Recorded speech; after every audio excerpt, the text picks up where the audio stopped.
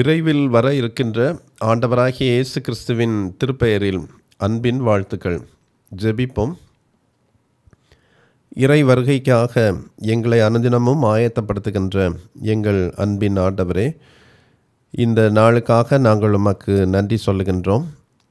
வருகையை வெகு சமீபம் என்பதை பல்வேறு அனுபவங்களின் ஊடாக இந்த உலகின் நிகழ்வுகள் மூலமாக எங்களுக்கு வெளிப்படுத்துகின்றீர். உம்மை நாங்கள் போற்றுகின்றோம். ஒவ்வொரு முத்திரைகளை உடைக்கின்ற காட்சியை எங்களுக்கு அளித்து இந்த உலகில் வருகின்ற தண்டனை தீர்ப்புகளையும் எங்களுக்கு கற்றுக் கொடுக்கின்றீர். இன்று 7வது முத்திரையை உடைக்கின்ற பொழுது நிகழ்வனவற்றை நாங்கள் தியானிக்கும் பொழுது உம்மை இன்னமும் அதிகமாக அறிந்து உணர்ந்து உம்மோடு ஒன்றித்து வளர்வதற்கு எங்களுக்கு உதவி செய்ய வேண்டும் என்று இயேசு கிறிஸ்துவின் பெயரில் கேட்கிறோம் சுவாமி. ஆமேன். இந்த நாளின் தியான வசனங்கள் வெளிப்படுத்தல் 8ஆம் அதிகாரம் 2, 6 ஆகிய வசனங்கள். அவற்றை நான் வாசிக்கின்றேன். 2ஆம் வசனம்: பின்பு தேவனுக்கு முன்பாக நிற்கிற 7 தூதர்களையும் கண்டேன். அவர்களுக்கு 7 எக்காளங்கள் கொடுக்கப்பட்டது. 6வது வசனம்: அப்பொழுது 7 எக்காளங்களை உடைய 7 தூதர்கள் எக்காளம் ஊதுகிறதற்கு தங்களை ஆயத்தப்படுத்தினார்கள். யோவான் பத்மு தீவில் இருந்தபொழுது விண்ணுலக காட்சி ஒன்றினை காண்கின்றார். அரியணையில் வீற்றிருந்த ஆட்டுக்குட்டியானவரின் வலக்கையில் 7 முத்திரைகள் பொறிக்கப்பட்டிருந்த சுருளேடு ஒன்று இருந்தது. அச்சுருளில் 6 முத்திரைகள் உடைக்கப்பட்டதை நாம் ஏற்கனவே தியானித்தோம். வெளிப்படுத்தல் 6, 7 ஆகிய அதிகாரங்கள் இந்த முத்திரைகள் பற்றிய செய்தியை நமக்கு கூறுகின்றன. ஆட்டுக்குட்டி முத்திரைகளை ஒவ்வொன்றாக உடைத்து இறுதியில் 7வது முத்திரையை உடைத்த பொழுது விண்ணகத்தில் ஏறத்தாழ அரை மணி நேரம் அமைதி நிலவியது. தீமை நிறைந்த உலக வாழ்வில் விசுவாச வாழ்வை அச்சுறுத்தும் நிலைமை ஏற்பட்டாலும் அவற்றை பொறுமையோடு ஏற்றுக்கொண்டு வாழுகின்ற நீதிமான்கள் கடவுளின் பார்வையில் மகிழ்வான நிறைவை பெறுவர் என்ற நம்பிக்கையை வலிமைப்படுத்துவதாக விண்ணுலகில் நிலவிய அமைதி காட்சியளித்தது. அமைதிக்கு பின்பு கடவுள் முன் நின்று கொண்டிருந்த 7 வானதூதருக்கு 7 எக்காளங்கள் கொடுக்கப்பட்டன. மற்றொரு வானதூதர் பொன் தூப கிண்ணம் ஏந்தியவராய் பலிபீடத்தின் அருகில் வந்து நின்றார். அரியணை முன் இருந்த பொன் பலிபீடத்தின் மீது இறை மக்கள் அனைவரும் செய்த வேண்டுதல்களோடு படைக்குமாறு அவருக்கு மிகுதியான சாம்பிராணி வழங்கப்பட்டது. அச்சாம்பிராணி புகை இறை மக்களின் வேண்டுதல்களோடு சேர்ந்து வானதூதரின் கையில் இருந்து கடவுள் திருமுன் எழும்பி சென்றது. பிறகு அந்த வானதூதர் தூப கிண்ணத்தை எடுத்து பலிபீடத்தில் இருந்த நெருப்பினால் அதை நிரப்பி மண்ணுலகின் மீது வீசி எறிந்தார். உடனே இடி முழக்கமும் பேரிரைச்சலும் மின்னலும் நிலநடுக்கமும் உண்டாயின. 7வது முத்திரைக்கும் முதல் 6 முத்திரைகளுக்கும் ஒரு வேறுபாடு உள்ளது. 7வது முத்திரை உடைக்கப்படும் போது குறிப்பிட்ட தீர்ப்பு எதுவும் சொல்லப்படவில்லை. 7 எக்காளங்கள் ஊதப்படுவதற்கு அந்த காட்சி நம்மை அழைக்கின்றது. எனவே 7வது முத்திரை உடைக்கப்படுகையில் 7 எக்காளங்கள் ஊதப்படும் காட்சிகள் தரப்பட்டுள்ளன என்பதை வெளிப்படுத்தல் 8வது அதிகாரத்திலிருந்து 14வது அதிகாரம் வரையுள்ள செய்திகளிலிருந்து நாம் அறியலாம். இன்று 8ஆம் அதிகாரத்தில் 2ஆம் வசனத்தில் வரும் 7 வானதூதருக்கு 7 எக்காளங்கள் கொடுக்கப்பட்ட காட்சியை நாம் தியானிக்க இருக்கின்றோம். 7 எக்காளங்களுடன் 7 தூதர்களும் எக்காளங்களை ஊதுவதற்கு ஆயத்தமாக நிற்கின்றனர். இதிலே வருகின்ற 7 என்கின்ற எண் முதலாவது தியானிக்கப்பட வேண்டிய ஒன்று. 7 எனும் எண் திருமறையில் முழுமையையும் நிறைவையும் குறிக்கின்ற ஒரு எண். 7 சபைகள், கடவுளின் 7 ஆவிகள், 7 முத்திரைகள், 7 எக்காளங்கள், 7 கலசங்கள் அல்லது கிண்ணங்கள், என்பவை வெளிப்படுத்தல் நூலில் சொல்லப்படுகின்ற 7 என்கின்ற எண்களின் வரிசை என்று சொல்லலாம். கடவுளின் முழுமையான செயலை நிறைவை கூறவே இந்த 7 எனும் எண் பயன்படுத்தப்பட்டிருக்கின்றது. இதற்கு மாறான விளக்கங்கள் நமக்கு தேவையற்றவை. இரண்டாவதாக, இந்த பகுதியில் வருகின்ற 7 தூதர்கள், கடவுளுக்கு முன்பாக நிற்கின்ற 7 வானதூதர் என்று இவர்களை 8ஆம் அதிகாரம் 2ஆம் வசனத்தில் நாம் அறிகின்றோம். கடவுளுக்கு முன்பாக 7 ஆவிகள் இருந்ததை வெளிப்படுத்தல் 1ஆம் அதிகாரம் 4ஆம் வசனத்திலும் வெளிப்படுத்தல் 4ஆம் அதிகாரம் 5ஆம் வசனத்திலும் நாம் தியானித்தோம். இந்த 7 ஆவிகளே 7 வானதூதர் என்று சில விளக்க உரையாளர்கள் கூறுகின்றனர். ஆனால் இவர்கள் 7 ஆவிகள் அல்ல, பிரதான தூதர் ஆர்க் ஏஞ்சல்ஸ் என்போரும் உள்ளனர். அவர்களுடைய பெயர்கள் யூரியல், ராஃபேல், ரகுவேல், மிகாவேல், சரியேல், காப்ரியேல், ரெமியேல் என தோபித்து எனும் யூத ரபிகளின் நூலில் 12ஆம் அதிகாரம் 15ஆம் வாக்கியத்தில் இந்த 7 வானதூதரின் பெயர்களும் குறிக்கப்பட்டிருக்கின்றன.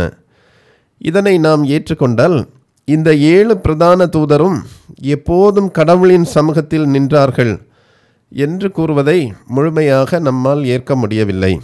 ஏனெனில் லூக்கா 1ஆம் அதிகாரம் 19ஆம் வசனத்தில் காப்ரியேல் என்கின்ற தூதன் பூமியில் வந்து கடவுளின் செய்தியை கூறுகிறார். ஆகவே எப்போதும் கடவுளின் சமூகத்திலே இவர்கள் நிற்கவில்லை.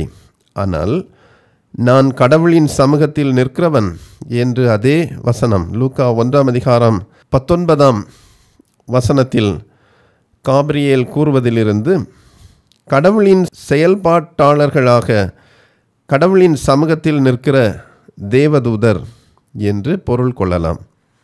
அவர்கள் கடவுளுடைய பிரசன்ன தூதர்கள் அல்லது கடவுளுக்கு முன்பாக நிற்கிறவர்கள் என்பதற்கு 2 மிக முக்கியமான பொருள்கள் உள்ளன. முதலில், அவர்கள் சிறப்பு மரியாதைக்குரியவர்கள்.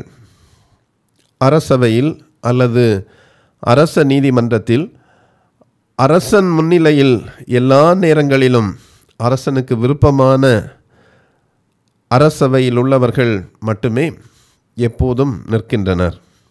அரசவையில் பிரசன்ன தூதராக இருப்பது மிகவும் சிறப்பு மிக்கது அல்லது மரியாதைக்குரியது. இத்தகைய மரியாதைக்குரியோராக ஹானரபிள் பீப்புள் இருந்தவர்கள் தேவதூதர் என்று நாம் அறியலாம்.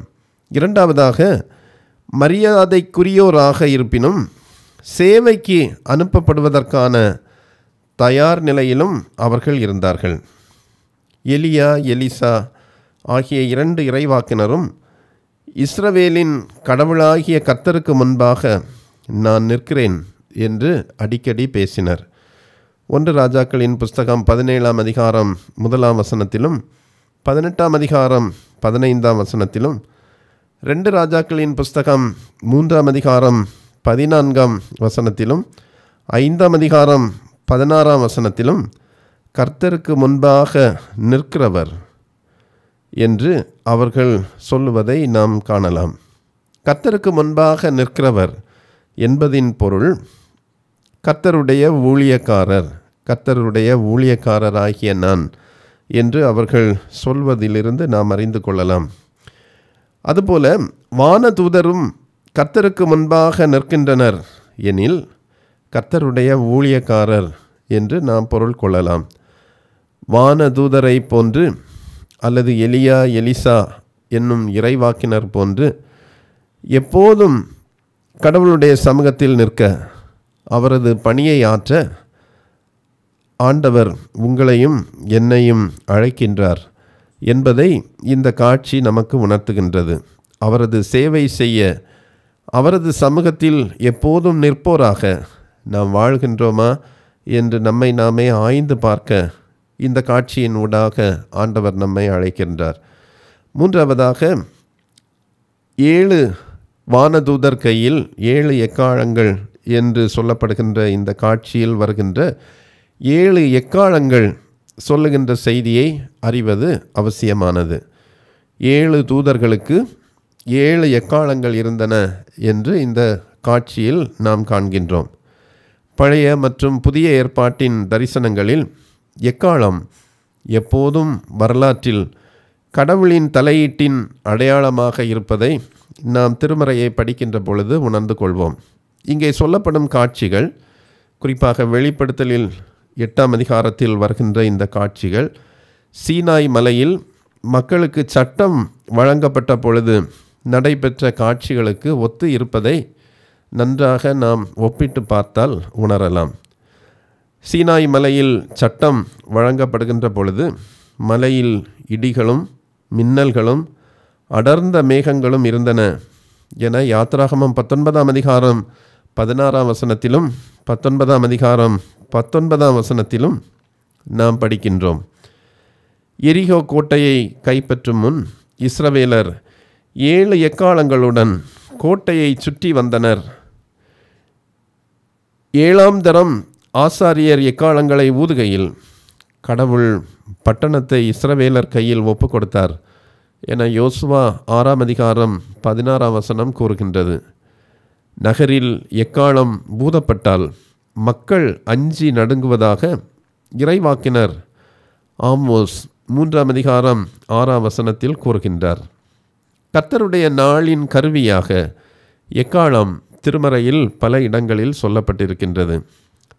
குறிப்பாக பழைய ஏற்பாட்டில் எக்காளம் என்பது மனிதன் ஆயத்த நிலையுடன் செயல்படுவதன் அவசியத்தை வலியுறுத்துகின்றது. யாத்திராகமம் 19ஆம் அதிகாரம் 16, 19 ஆகிய வசனங்களிலும், ஏசாயா 27ஆம் அதிகாரம் 13ஆம் வசனத்திலும், யோவேல் 2:1, செப்பனியா 1:16, சகரியா 9:14 ஆகிய இடங்களிலும் எக்காளம் மனிதன் ஆயத்த நிலையுடன் செயல்படுவதை சுட்டி காட்டுகின்றது. புதிய ஏற்பாட்டில் எக்காளம் ஓர் முன் அறிவிப்பின் ஆயுதமாக பயன்படுத்தப்பட்டிருக்கின்றது. 1 கொரிந்தியர் 15ஆம் அதிகாரம் 52, 53 ஆகிய வசனங்களிலும், 1 தெசலோனிக்கேயர் 4ஆம் அதிகாரம் 16ஆம் வசனத்திலும், மத்தேயு 24ஆம் அதிகாரம் 31ஆம் வசனத்திலும் முன் அறிவிப்பின் ஆயுதமாக குறிக்கப்பட்டுள்ளதை நாம் காணலாம். திருமறையில் எக்காளம் கூறும் செய்திகளை மொத்தமாக நாம் ஒப்பிட்டு பார்க்கின்ற பொழுது இந்த செய்திகளை 3 பிரிவாக பிரிக்கலாம். 1, எக்காளம் எச்சரிப்பை சொல்லுகின்ற ஒன்றாக பயன்படுத்தப்பட்டிருக்கின்றது. தூக்கத்தை விட்டு சுறுசுறுப்படையும்படி அல்லது பகைவர் வரும்பதை எச்சரிப்பு செய்யும்படி சொல்லப்பட்டிருக்கின்றது. 2வதாக முன் அறிவிப்பு, மன்னர் வரும் முன் அல்லது உயர் அதிகாரிகள் வரும் முன் எக்காளம் ஊதப்படுகின்றது, முன் அறிவிப்பாக சொல்லப்பட்டிருக்கிறது. 3வது நீதிக்கான போராட்டத்திற்கான அழைப்பாகவும் எக்காளம் குறிக்கப்பட்டிருக்கின்றது. தீமையை அகற்ற செயல்படுதலின் ஆரம்பமாக எக்காளம் ஊதுதல் சொல்லப்பட்டிருக்கின்றது. கடவுள் எக்காளங்களை ஊதும் வரை செயல்படாமல் இருப்பது என்பது திருமறை நமக்கு போதிக்கின்ற உண்மை அல்ல. மாறாக எக்காளங்கள் இறுதி எச்சரிப்பாக ஊதப்படுவதற்கு முன்னர் விழிப்போடு ஆயத்த நிலையில் இருக்க வேண்டும் என்பதே ஆண்டவர் இயேசு நமக்கு கற்றுத்தருகின்ற பாடம். காலம் இறுதியாக இருக்கின்றது, ஆண்டவருடைய வருகை சமீபமாக இருக்கின்றது என்பதை உணர்ந்து இன்றே விழிப்போடு இருந்து நீதிக்கான போராட்டத்தில் பங்கேற்று நன்மை செய்ய ஆண்டவர் நம்மை அழைக்கின்றார். ஜெபிப்போம். ஆண்டவரே, 7வது முத்திரை உடைக்கப்படுகின்ற பொழுது 7 வானதூதர் 7 எக்காளங்களுடன் நிற்கின்ற காட்சியை எங்களுக்கு கற்றுக் கொடுத்தீர். 7 வானதூதரை போல எப்போதும் உமது சமூகத்தில் நின்று உமது சேவையை நாங்கள் செய்வதற்கு தகுதியுடையவராக இருக்கின்ற மனநிலையை எங்களுக்கு தாரும். எக்காலங்கள் உம்முடைய வருகை வெகு சமீபம் என்பதை பல நிலைகளில் எங்களுக்கு சுட்டி காட்டுகின்றன. இறுதி எக்காலம் தொனிக்கப்பட்டு நீர் வருகின்ற வரையிலும் நாங்கள் காத்திராது இன்றே உம்முடைய பிள்ளைகளாக வாழ்ந்து விழிப்போடு இருக்க எங்களுக்கு உதவி செய்யும். இயேசு கிறிஸ்துவின் பெயரில் இவற்றை கேட்கிறோம் சுவாமி. ஆமென்.